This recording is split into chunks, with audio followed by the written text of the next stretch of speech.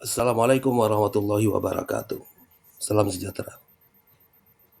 Sampai jumpa lagi dengan video dari saya, Azari Rahman, yaitu serial Tuan Kurau.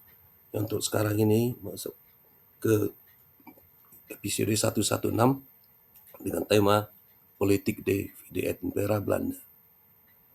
Dan ini adalah bagian ketujuh dari serial 116 tersebut, yaitu korban politik pecah belah Belanda, yaitu Padri Darek versus Padri Wilayah Utara, yang di dalam perjanjian Padang 1825, serta peran seorang Habib di zaman Padri tersebut.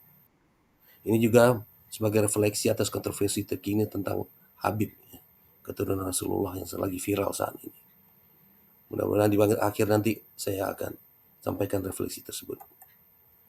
Nah, aktor-aktor dalam perjanjian ini ada pemerintah Hindia Belanda, khususnya adalah Presiden Pantai Barat Sumatera, yaitu saat itu adalah Kolonel De Stuars, dengan pihak Padri yang diperantarai oleh seorang Habib namanya Said Salim Al-Jufri.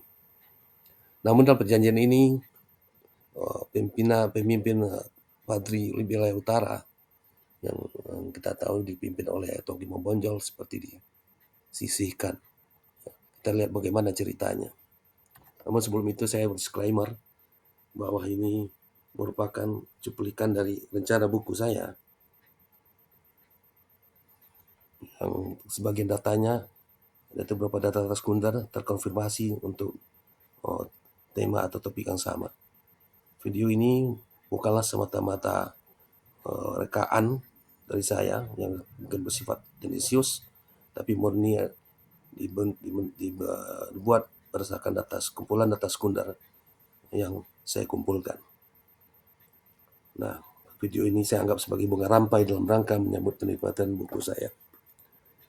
Selamat mengikuti. Kita lihat sosok Habib Said Sulaiman Al-Jufri atau Said Salimul Jufri kalau di referensi Belanda. Ia dimanfaatkan oleh Belanda sebagai perantara karena Belanda menganggap dia seorang yang ambisius, ya, di mana dia diminta jadi perantara antara pihak Belanda dengan Padri pada tahun-tahun di mana Belanda sedang terjepit, ya, karena menghadapi perang lain di Eropa dan perang di Ponegoro. Dalam pikiran Al-Jufri, wah ini merupakan kesempatan baginya, mana tahu dia dapat peruntungan baik dengan ditunjuknya dia sebagai perantara. Karena ada keturunan Arab sebelumnya seperti di Riau, di Siak, yang bahkan menjadi raja setelah keturunan raja yang berdarah Melayu habis. Di Aceh pun demikian. Maka dia pun mendatangi Stuart dan menyampaikan maksudnya dan kebisaannya dia untuk menjadi perantara, untuk mencari tahu apa sih yang dimaui oleh para pemimpin Padri sebenarnya. Nah, Kolonel Stewart pun menyetujui usulannya itu. Maka dia pun akan dipersiapkan untuk jadi utusan pemerintah Belanda. Nah, apa latar belakang dari misi Habib Said ke Darek misalnya? De Stuart yang sebelumnya diperkenalkan oleh seorang pemuda pribumi dengan pemuda keturunan Arab yang dia anggap seorang oportunis, ya, si Said Salim Al-Jufri tadi. Maka dengan rekomendasi dari Stuart, dia diterima dengan sebaik oleh para kepala distrik, kepala negari yang ada yang pro Belanda. Said pun pergi berangkat ke Talawas, dari sana lalu ke Lintau. Setelah 8 hari berlalu, Stuart menerima kabar baik bahwa misi yang dijalankan oleh Said, terutama di Darek, cukup berhasil. Ia telah berhasil meyakinkan para pemimpin Padri, baik di Lintau 50 Koto dan di Agam Stati Lawas, dan mau bernegosiasi untuk memulihkan perdamaian. Bahkan Said pun membawa jaminan tertulis dari para pemimpin itu untuk datang ke Padang. Maka tahun 1825 secara resmi Habib Said pun ditugaskan oleh Residen Stuart. Nah, untuk pertama kali petugasannya tahun itu adalah menghadap ke Tuanku Imam Bonjol. Karena Belanda pun sangat ingin berdamai dengan Padri di wilayah utara. Kemudian De Stuart seorang sosok yang lembut ya, menurut Tongki Momodjol. Tongki Momodjol tahu tentang hal ini berdasarkan cerita dari si Said Salim Al-Jufri ini. Maka dengan besar hati dan percaya diri yang tinggi, dia pun berangkatlah menemui Tongki Momodjol. Dan di Bonjol pun dia diterima dengan selayaknya, dengan kehormatan yang layak. Karena pertama dia merupakan utusan dari pemerintah di Belanda yang berkuasa saat itu. Kedua, karena ia adalah seorang sayyid. Ya, bagi umat Islam, sayyid itu adalah yang diidolakan dalam hal beragama. Pada saat menghadap Tongki Momodjol, saya pun menyampaikan maksudnya bahwa Belanda sebenarnya ingin bersahabat dengan orang Minangkabau dan sekalipun tidak berniat hendak mengganggu agama Islam. Tongki Momodjol pun menjawab langsung, Habib, kami tahu cita-cita baik daripada Habib. Memang tidaklah perlu darah ini tertumpah banyak. Tetapi ucapan Belanda yang seperti itu dahulu pun telah kami dengar ketika perjanjian damai di Masang. Itu tahun 1824. Nah, Tongki Momodjol mempertanyakan dengan perjanjian Masang itu kenapa Kota Lawas yang sudah terang di bawah kekuasaan Padri kok malah diambil oleh Raja Pagaruyung dan itu dibiarkan oleh Belanda. Dan sepertinya tidak ada keinginan untuk mengembalikannya kepada Padri. Dan jika benar pun Belanda hendak berdamai dengan Padri, silakanlah keluar dari luar agama ini, karena daerah agama itu merupakan di bawah kekuasaan dari Padri saat itu. Dan mengharapkan Belanda juga menghormati perjanjian yang telah mereka tanda tangani. Habib kan tahu, kata Tongki Momodjol, bagaimana arti janji bagi kita orang Islam. Pada raga kita ini, bahwa tidak pernah janji akan kita langgar. Said Jufri terkesima dengan mendengar itu.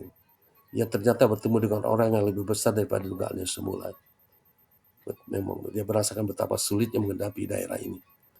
Dan ketika berhadapan dengan Tongki Momodjol yang lebih tua, Said bukannya lebih banyak mengaji siapa Tongki Momodjol, dengan mengetahui siapa Tongki Momodjol, tetapi Tongki Momodjol lebih banyak menakar jiwa Said. Maka sebelum dia memamit diri untuk menuju Lintau menemui Tuanku Pasaman, dia pun dilepas dengan kehormatan yang layak sebagai tamu dan juga disuguhi berbagai hadiah.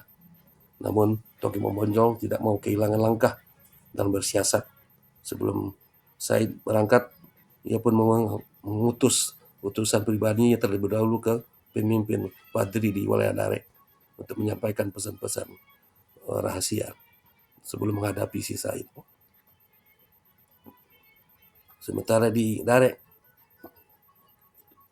misinya cukup lancar, sehingga di akhir pertemuannya dia bertanya, sudikah tuanku mengirim delegasi kepada?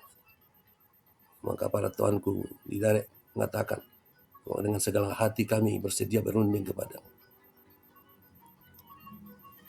Sehingga ajakan dari berdamai oleh Belanda itu ditanggapi oleh lingkungan Kepasaman di Lintau dan juga didukung oleh Tuanku Darenceh yang selama ini dalam dianggap sebagai tokoh-tokoh yang radikal dalam menjalankan gerakan Padri. Namun gimana sikap Tongki Momodjol sebenarnya atas diplomasi Habib ini? Tongki Momodjol pemimpin Padri, termasuk Tuanku Rau tentunya, kurang percaya dengan maksud De Stuart. Kecurigaan Tongki Momodjol terhadap De Stuart tentu ada alasannya.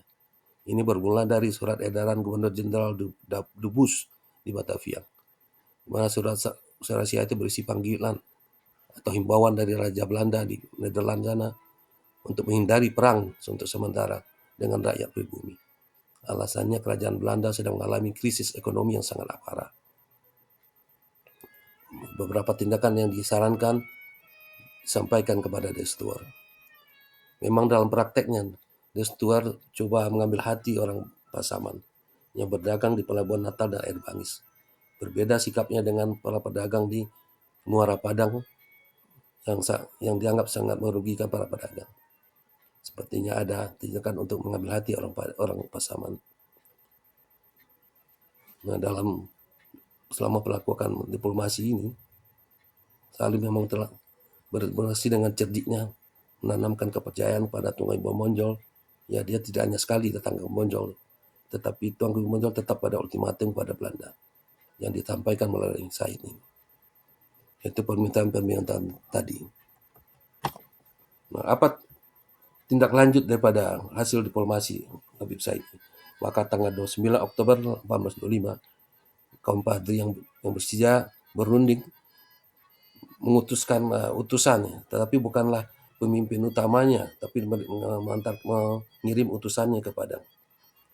Deklarasi Padri yang sampai di Padang diketahui oleh Tuanku Keramat namanya dari Buwo.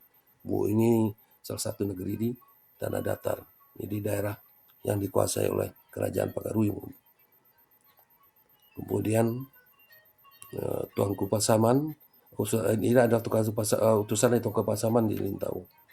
Kemudian Tuanku Bawah Tabiang dan Tuanku di Guguk dari 50 Koto, serta Tuanku di Ujong sebagai wakil daripada Tuanku Narenceh. Jadi Tuanku Narenceh sendiri juga tidak hadir. Maka tanggal 15 November ditandatanganilah perjanjian tersebut. Yang kira-kira setidaknya isi perjanjian adalah Belanda mengakui kekuasaan Padri setidak-tidaknya adalah Padri Dare. Ya. Kemudian mereka berjanji tidak akan saling menyerang, akan saling melindungi para pedagang yang berdagang di tujuan daerah yang mereka kuasai ataupun di perjalanan.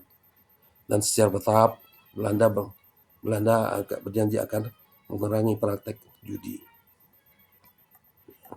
Ketidakhadiran dari Tuanku Bomonjol justru menjadi hikmah pula bagi Belanda. Malah Belanda berharap terjadi perpecahan di antara pemimpin Padri tersebut. Jadi di sini ada unsur adu dombanya lagi. Nah, bagaimana implementasi perjanjian Padang yang memperlihatkan sebenarnya Belanda tidak begitu menyetujui isi perjanjian itu secara hakiki.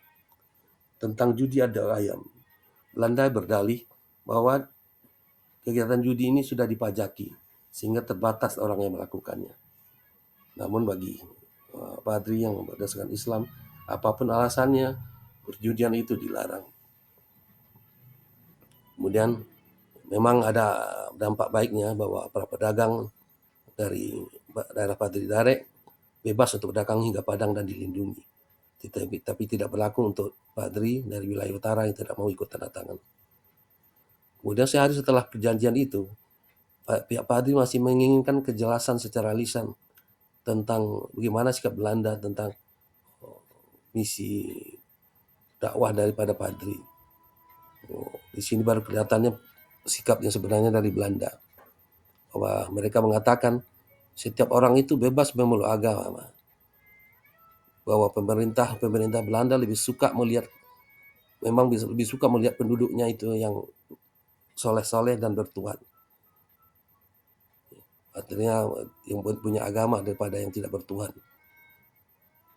Tapi pemerintah tidak dapat mentolerir bahwa negeri ini harus dihancurkan dan orang-orangnya dibunuh hanya dalih untuk memperkenalkan doktrin baru yang disebut dengan gerakan Padri itu. Dan pihak Belanda pun berkata dengan semangatnya bahwa kaum Padri tidak berhak menggunakan paksaan dan lebih baik melalui contoh-contoh yang baik dan membangun sekolah untuk berbagai generasi mudanya. Ya, sepintas itunya baik, tetapi itu hanya sebagai dalih Belanda. Memang Belanda juga tidak melakukan serangan sepanjang tahun 1825, namun dikatakan dari sumber Belanda saat ada segerombol rakyat dari Padri Tungkar dan Seraso berusaha untuk menguasai wilayah tersebut, wilayah yang sudah dikuasai Belanda, maka Belanda pun menyerangnya dengan dalih itu sebagai hukuman bagi mereka. Dan tahun-tahun berikutnya pun terjadi fitnah yang berseliweran di sekitar Said Al-Jufri. Pertama, Cornelius Stuart sempat menerima surat kaleng, ya, tapi dia curiga itu berasal dari Said yang berisi berisikan nasihat agar Bupati Tanah Datar, yaitu Raja Pagaruyung yang nonaktif, untuk digantikan oleh Said.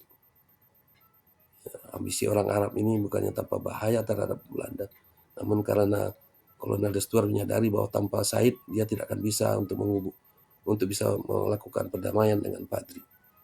Dia tidak mungkin menunjuk seorang kaum adat yang bisa mengajak Padri untuk berdamai, karena mereka itu saling bermusuhan. Lalu muncul surat-surat yang lain yang katanya dari Bonjol dan Rau yang kembali seperti mengkampanyekan mereka akan menyetujui penunjukan Said sebagai pemimpin mereka dan mereka akan mau berdamai. Kemudian karena banyaknya apresiasi terhadap Said, Stuart pun memberi gelar padanya Raja Perdamaian, namun tentu saja tanpa otoritas apapun. Kebijakan Stuart ini akhirnya disetujui oleh pemerintah. Resolusi secara resmi si Said diberi gelar Pangeran Perdamaian.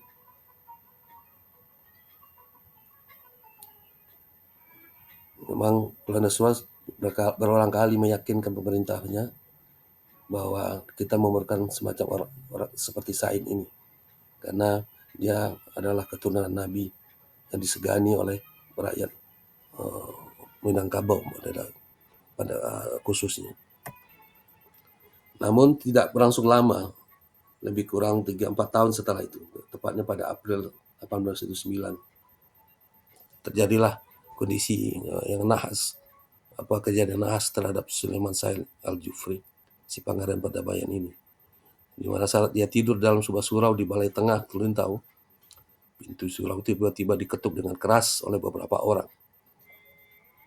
Tak berapa lama Tuan Said pun diseret ke halaman dan dibunuh hingga mati bersama seorang Arab pengiringnya. Untuk menyelidiki ini, keluarlah laporan dari asisten residen Landry, namanya asisten residen di Tintau, bahwa dia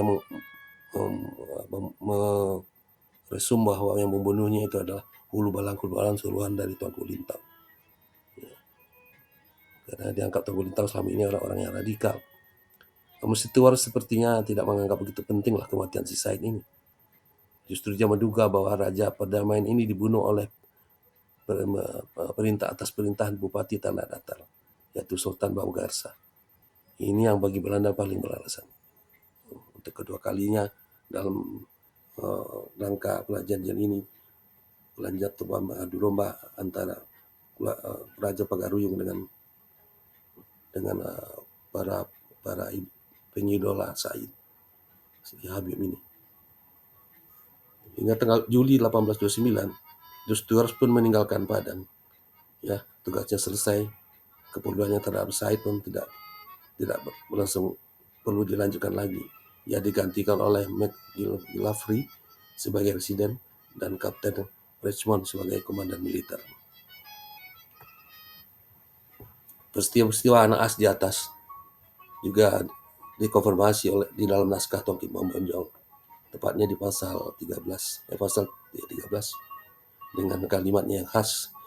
Tuan Ki Bonjol mengatakan, kemudian daripada itu dan tersebutlah perkataan daripada kroni Arab, pulang lagi ke negeri Padang, dan tiba ke Padang, matilah kroni Arab di negeri Padang itu, terdiri. Nah, inilah peristiwa naas yang dialami oleh seorang Habib pada masa Perang Padri. Nah, saya mengangkat ini ingin merefleksi terhadap kejadian akhir-akhir ini yang menjadi viral, di mana sebutan dan status Habib ini dipertanyakan banyak orang. Ya, saya coba mencari data tentang ini, maka saya dapatkan berupa jawaban dari bekas dari Ketua NU, Kiai Haji Said Agil Siraj, yang menjawab pertanyaan orang Malaysia tentang hal ini. Mari kita coba dengarkan. Beruntung pada malam ini kerana dapat berjumpa dengan Syed Senator Siraj. Jadi izinkan saya nak bertanya satu soalan yang agak kontroversial. Mutakhir ini di Indonesia itu ada yang viral tentang menggugat nasab habaib. Jadi Ba'alawi khususnya. Jadi saya teringin nak dengar Langsung komentar daripada Syekh. Saya bukan ahli nasab. Saya bukan spesialis nasab. Jadi begini, apa yang terjadi ya? Ada seorang kiai dari Banten, namanya Kiai Imaduddin Utsman. Beliau melakukan penelitian dengan DNA, dengan literatur lama. Ternyata kesimpulan dia bukan saya, kesimpulan dia bahwa nasab Ba'alwi yang menurunkan Habib-Habib di Nusantara ini putus. Bukan nasab Rasulullah, bukan. Karena Ahmad Al-Muhajir bin Isa bin Naqib bin Ali Ghuraidi bin Ja'far Sadiq bin Muhammad Bakir bin Azrabiddin bin Husain bin Ali bin Abi Thalib tidak punya anak namanya Ubaidillah. Tidak punya anak namanya Ubaidillah. Sedangkan dalam silsilah habaib di sini semua berakhir pada Ubaidillah bin Ahmad Muhajir. Kecuali, itu kata Imam, kecuali kalau ada bukti nyata pendapat saya ini salah. Sampai sekarang belum ada.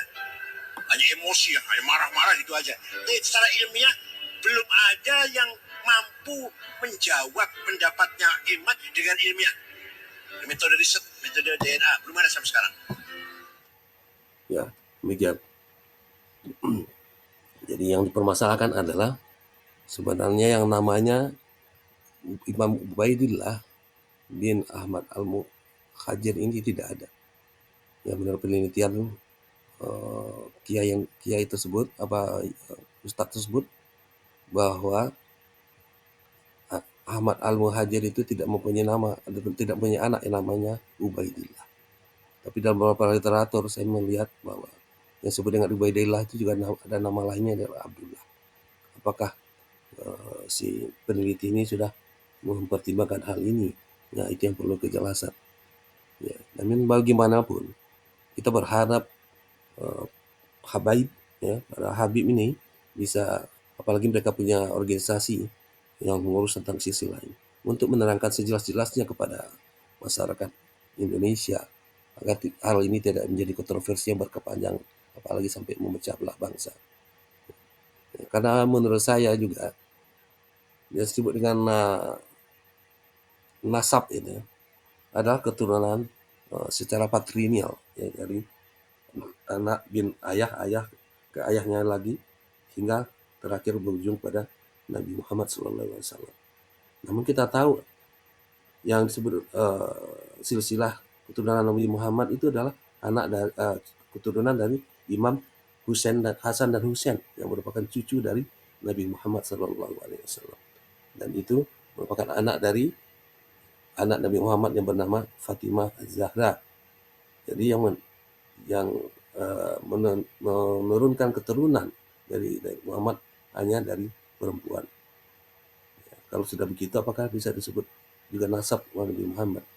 Kalau keturunan iya, karena secara nasab dari Imam Hasan dan Husain itu harusnya bin Ali bin Abi Thalib dan bin Abi Thalib bin Abdul Muthalib.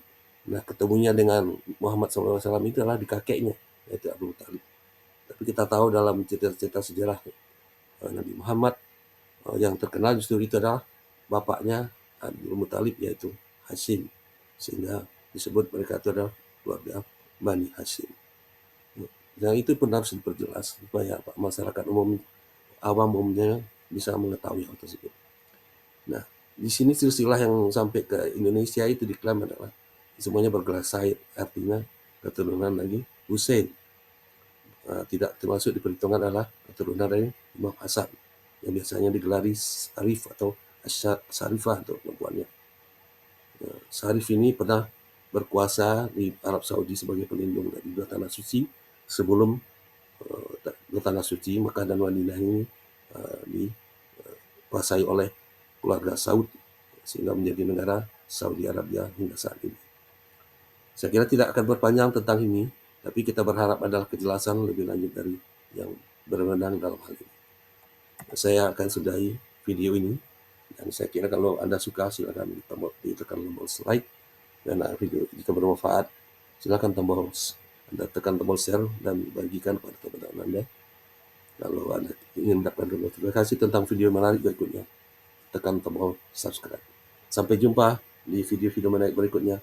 Wassalamualaikum warahmatullahi wabarakatuh.